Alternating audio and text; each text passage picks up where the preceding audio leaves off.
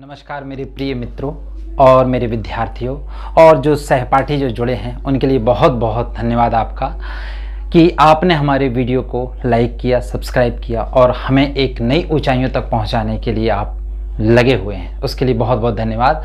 तो बच्चों, आपके लिए कुछ एक ऐसा अभी व्हाट्सएप और फेसबुक पर कुछ ऐसे वीडियोस और कुछ ऐसे मैसेज चल रहे हैं जिससे कुछ निराशा कुछ बच्चों को लगी है। कुछ बच्चों के मेरे पास अभी कमेंट भी आए थे। तो आप घबराना नहीं है बच्चों, ये फील्ड ऐसी है कि बस लगे रहना है इसमें और वो ऊर्जा के साथ, वो ताकत के साथ।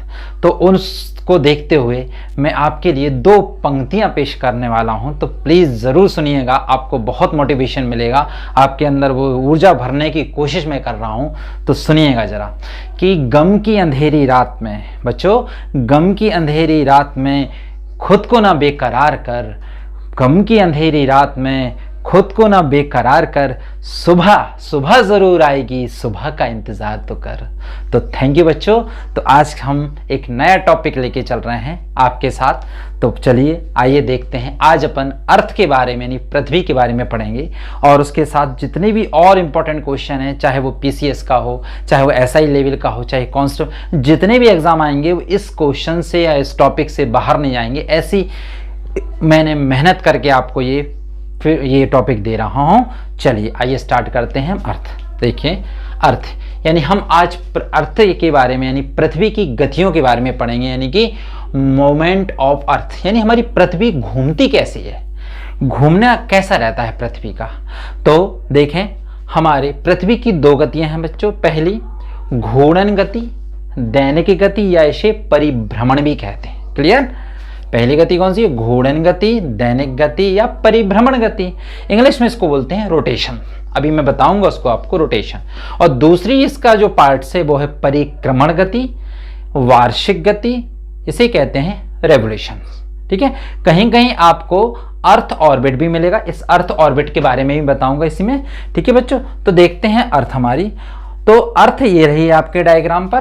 देखिए, अभी तक आपने ये वाली लैटिट्यूड्स लाइन यानी अक्षांश रेखाओं को पढ़ लिया था। ये वाली लॉन्गिट्यूड्स जो 0 डिग्री था, जीएमटी से अपन 5.5 घंटे आ गए बच्चों। ठीक है ना? तो अर्थ देखें, हमारी इस पूरे ब्रह्मांड में जो सोलर सिस्टम की बात करें, सोलर सिस्टम में हमारी जो अर्थ है वो 23.5 डिग्री पर, माने अपने एक्सिस पॉइंट पर, ये उसका एक्सिस पॉइंट है बच्चों। ये देखें, इसे अक्ष कहते हैं, अक्ष, इसे अक्ष कहते हैं, यानी इसके एक्सिस पॉइंट अक्ष पर 23.5 डिग्री झुकी है। इसलिए झुकी है बच्चों, अगर ये नहीं झुकी होती तो कहीं ना कहीं जो सन की रेज आती, यानी सूर्य का जो प्रकाश आता बच्चों, वो सूर्य के प्रकाश के कारण पूरी पृथ्वी पर दिन रात में थोड़ी सी दिक्कत हो जाती है। तो इसलिए जरूरी था कि यह अर्थ का अपने एक्सिस पर झुके होना। तो कितने डिग्री पर झुकी है? 23.5 डिग्री पर झुकी है हमारी अर्थ, है ना। इंडिया आपको बता ही दिया था ट्रॉपिक ऑफ कैंसर से जाता है। ठीक है? तो थोड़ा सा हम ग्लोब की तरफ आपको ले चलें, है ना। तो पहली बात रोटेशन, है ना, रोटेशन पढ़ेंगे अपन, इसे हम घूर्णन गति या दैनिक गति कहते हैं। जब हमारी अर्थ अपने एक्सिस पर यानी 23.5 डिग्री झुकी, अपने एक्सिस पर यानी अपने अक्ष पर जब वो घूमती है, कैसे घूमती है अर्थ हमारी? देखो, वेस्ट टू ईस्ट घूमती है। वेस्ट टू ईस्ट मतलब पश्चिम से पूर्व घूमती है बच्चों। अब आपको समझ में नहीं आ रहा होगा ना। तो जब पश्चिम से पूर्व घूमती है बच्चों, तो इसी के कारण कुछ परिवर्तन हमारी पृथ्वी पर होते हैं, जैसे कि दिन और रात का होना, यानी डे और नाइट इसी कारण होती है। किस कारण से? घूर्णन गति से, यानी कि रोटेशन से। और इसको ये दो नाम और कहीं कहीं आपको मिल सकते हैं, जैसे दैनिक गति भी कहते हैं या परिभ्रमण भी कहते हैं। किसे कहते हैं? जब अर्थ हमारी एक्सिस पॉइंट पर रन करती है तो उसे हम रोटेशन कहते हैं, जिसके कारण इसी रीजन से डे और नाइट होती है। तो अब आपको हम ग्लोब में थोड़ा सा दिखाएंगे, जिसके कारण से आपको बहुत सारी चीजें क्लियर हो जाएंगी बच्चों। ठीक है? देखें, ये ग्लोब है और शायद मैं आपको ग्लोब बता चुका हूं। हाँ, 1492 ये मेक हुआ था। कब बना था? 1492 में मेक हुआ था ये ग्लोब।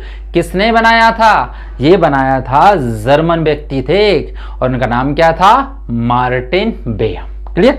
अब आपको थोड़ा सा दिख रहा होगा, देखें हम पास कर दे रहे थोड़ा सा, आप देख रहे होगे अर्थ को, तो अर्थ झुकी हुई सी लग रही ना, ये इसका अक्ष है, अक्ष है इसका, ये आपका इसका अक्ष है, यानी कि इसका एक्सिस पॉइंट ये रहा, ये 23.5 डिग्री पर झुकी है।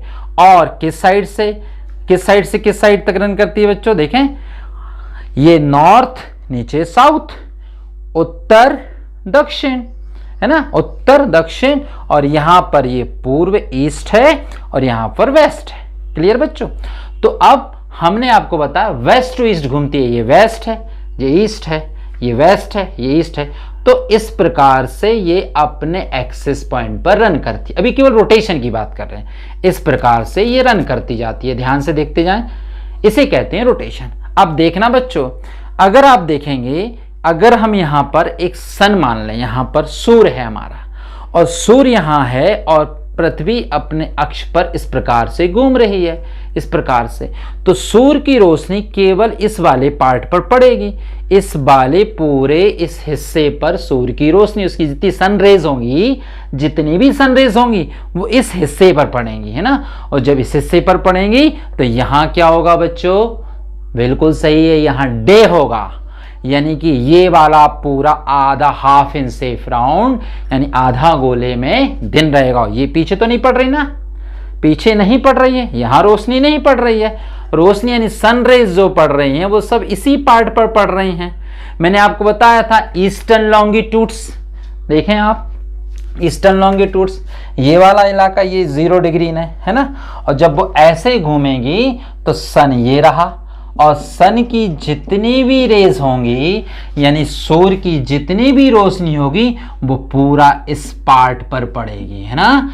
यानी ये पार्ट कौन सा है, ईस्टर्न लॉन्गिट्यूड, यानी आप बोल सकते हो ईस्टर्न हेमिस्फीयर भी कह सकते हो, ईस्टर्न हेमिस्फीयर भी कह सकते हैं ना, लेकिन हेमिस्फीयर ना कह के अपन इसको पूर्वी गोलार्ध हिंदी में कहते हैं, पूर्वी गोलार्ध भी कह सकते हैं, और ईस्टर्न लॉन्गिट्यूड भी कह सकते हैं। तो सनरेज पूरी से पड़ेगी, तो यहां रात रहेगी बच्चों।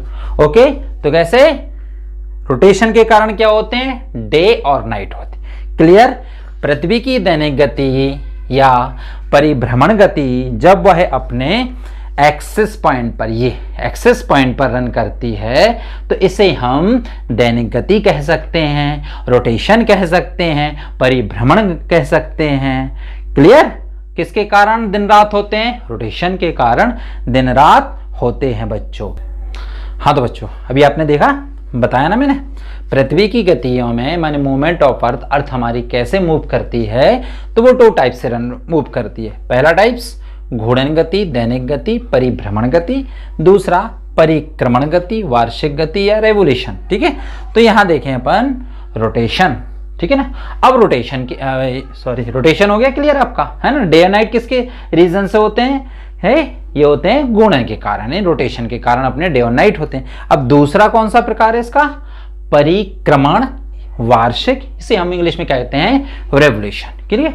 अब रेवोल्यूशन क्या, आपको हमने बताया कि भाई अर्थ हमारे अपने एक्सेस पॉइंट पर तो रन करती है। देखें एक बार फिर से, हमारी अर्थ जो रहती है ना बच्चों, अपनी अर्थ हमारी अपने एक्सेस पॉइंट पर रन करती है, यहां पर तो रन कर रही है ऐसे। और इसकी स्पीड कैसे होती है, कितनी होती है बच्चों, 1610 किलोमीटर पर आवर, यानी कि 1610 पर आवर की स्पीड से ये चलती है ना, रन करती है अपने एक्सेस पर। ठीक है। अब आता है दूसरा इसका टाइप, परिक्रमण या वार्षिक गति या रेवोल्यूशन ऑफ अर्थ, है ना। तो अब देखें अपन कि परिक्रमण या वार्षिक गति कहते हैं। आपको ये पता है, अगर अपन सोलर सिस्टम की बात करते हैं, अभी अपन सोलर सिस्टम में जाएंगे बच्चों। ये टॉपिक मैंने थोड़ा इसलिए लिया क्योंकि इससे कुछ ज्यादा क्वेश्चन अभी लास्ट 2 या 3 ईयर से बहुत क्वेश्चन आ रहे हैं, तो सोलर सिस्टम से बहुत कम क्वेश्चन आ जाते हैं। तो अब देखें अपन कौन सा, परिक्रमण, वार्षिक या रेवोल्यूशन। तो इसमें देखें, अब ये अपने एक्सिस पर तो रन करती है, प्लस ये एक्सिस पर रन करते करते सन की भी एक रोटेशन करती है, यानी एक चक्कर भी लगाती है सन का, सूर्य की परिक्रमा भी करती है। तो तो सूर्य यानी कि सभी जितने भी आप प्लैनेट देखोगे वो सभी एनर्जी के लिए किसके पास जा रहे हैं, किसकी परिक्रमा कर रहे हैं, सन की। तो ऐसे ही हमारी अर्थ भी एनर्जी के लिए, अर्थ को एनर्जी कैसे मिलती है?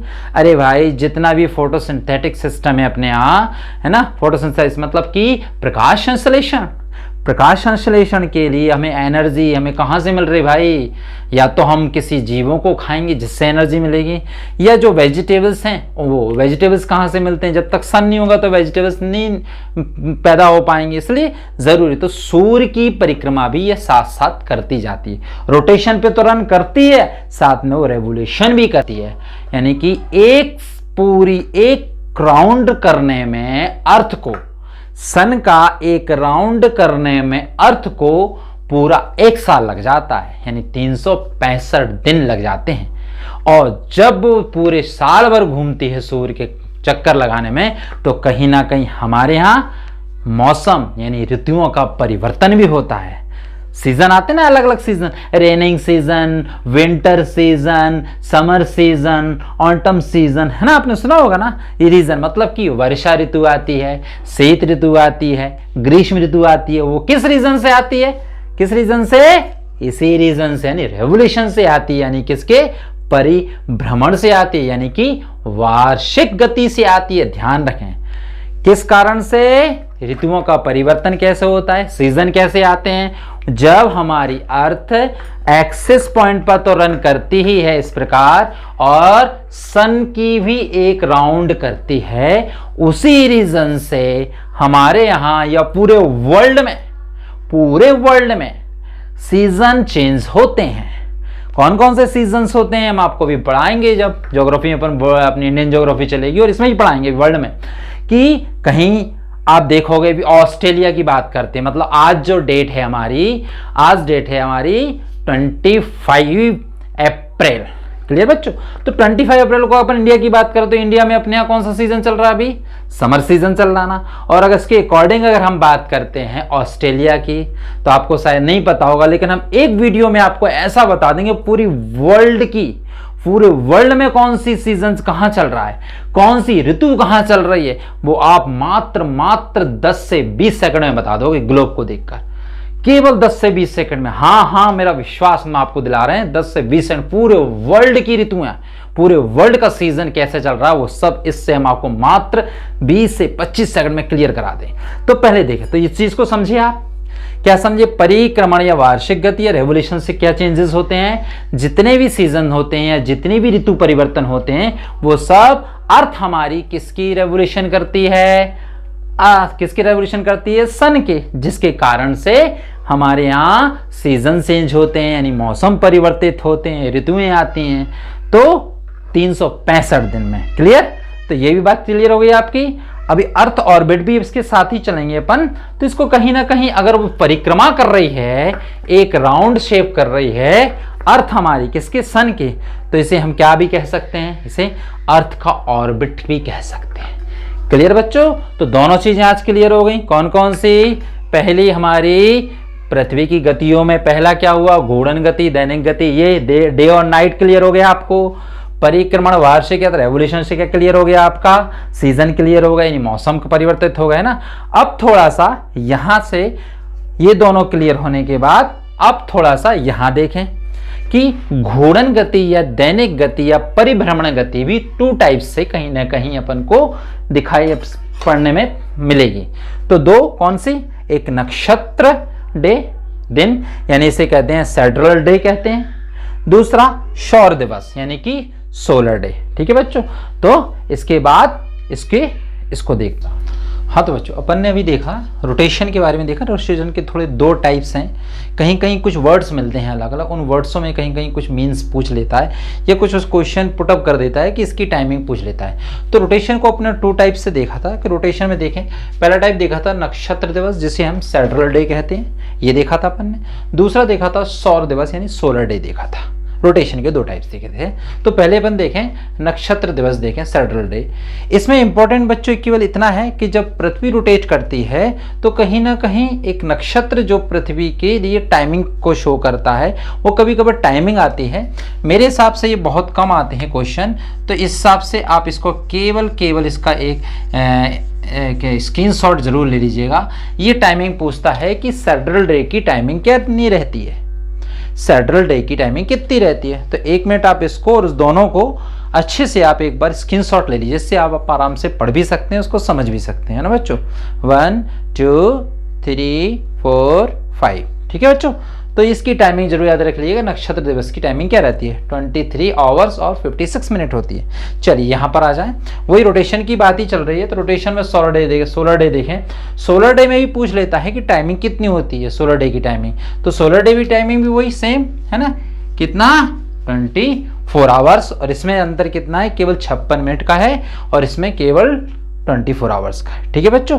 तो अब अपन चलते हैं इसके बाद रेवोल्यूशन के बारे में, और थोड़ा सा आपको दिखाना था क्या कि पूरे अर्थ पर जो हमने लाइंस बताई थी आपको, चाहे वो लैटिट्यूड्स लाइन हो, चाहे वो लॉन्गिट्यूड्स लाइन हो, और किसी भी पूरे वर्ल्ड में कौन से कॉन्टिनेंट में कौन सी आपकी सीजन अभी चल रहा है, तो अब अपन उसके बारे में देखेंगे कौन सा सीजन किस में चल रहा है। उसके बाद फिर नेक्स्ट आपको उसके बाद फिर एपीहीलियन के बारे में बताना है। पेरिहीलियन मतलब कि हिंदी में कहें तो आप उपसौर और अपसौर के बारे में बताना है। तो पहले आप इसका स्क्रीनशॉट ले लें, उसके बाद चलते हैं, ठीक है।